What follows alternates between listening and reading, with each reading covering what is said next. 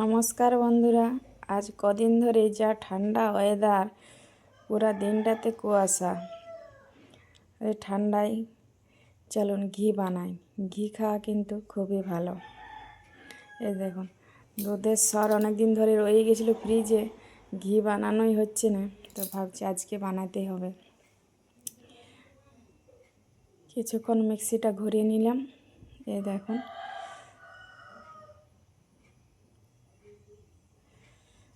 মাখনের মতো হয়ে গেছে।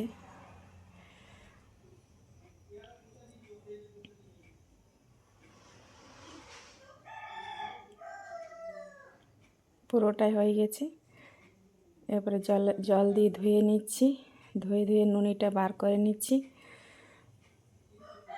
দেখুন, অনেকটা নুনি বার হয়ে গেছে।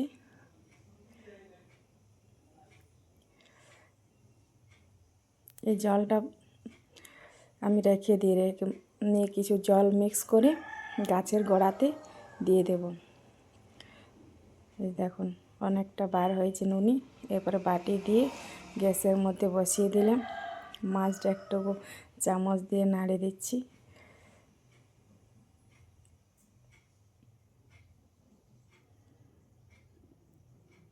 কিছুক্ষণ নুনিটা ফুটালে ঘি বার হয়ে যাবে।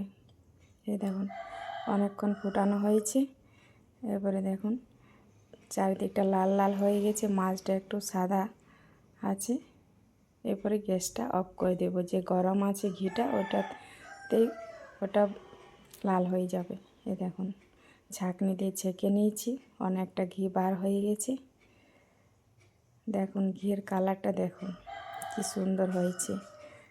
বন্ধুরা, ঘি বানানো খুবই সহজ, আপনারা এইভাবে বাড়িতে বানাবেন। আমার ভিডিও যদি ভালো লাগে, লাইক, কমেন্ট, সাবস্ক্রাইব করে পাশে থাকবেন।